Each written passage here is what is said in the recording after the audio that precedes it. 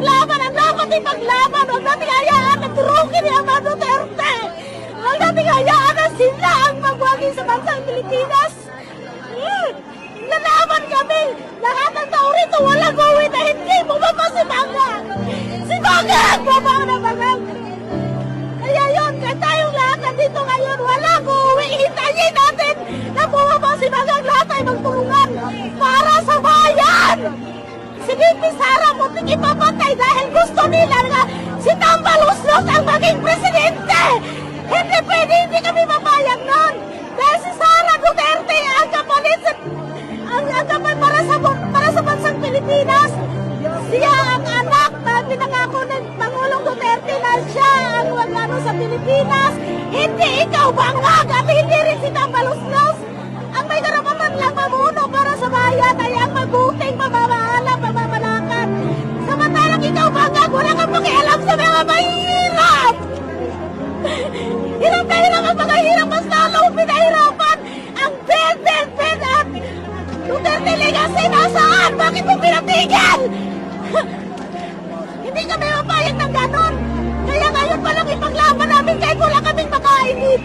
Kahit kulang kami sa pinansyan at dito kami galing sa Mindanao. Wala kaming matira dito kahit saan kami nakatira. Basta may naawa sa amin dahil mahal na mahal namin ang bansang Pilipinas. Mahal na mahal namin kaya iniisip namin ang taong bayan.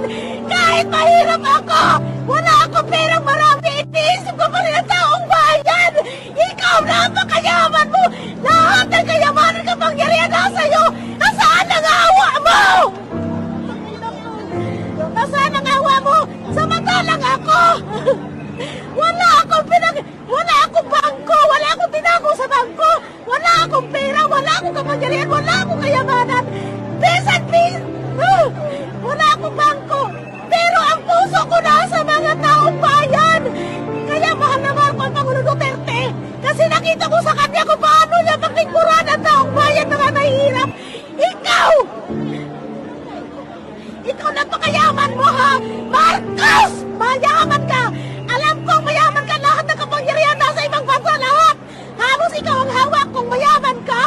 Dapat maawa ka sa taong bayan na imong pinahirap na mas lalo may pinahirapan ng mga mahihirap!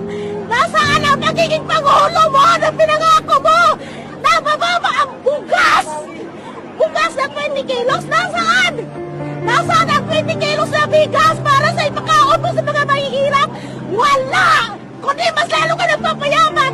Pero mo, si Tambaluslos ng utang pa para maging manalo siya maging Pangulo.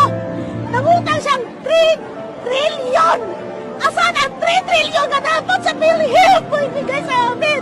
Samantalang ang dami nang walang mga pera. Isa na ako doon. Pero ang puso ko ay nasa mga mahihirap. Ikaw wala. Kaya dapat ikaw ang ikulong. Ikaw ang pusasan ng mga pulis na nandito nakapaligid sa Malacanang. Ikaw dapat ang pusasan. Naintindihan mo, ikaw ang pusasan pati sa Tambaluslos. Kayo ang ikulong. Kung hindi nila kaya kayong ikulong sa mga pulis nyo. Kami taong bayan. Lalaban kami. Oh, kamukha ko. Ito ko. Hindi ako natakot. Ito.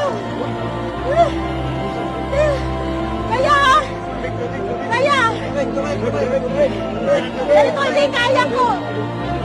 Masama ang loob ko dahil si VP Sara muntik yung patayin para wala na kakampi ang taong bayan.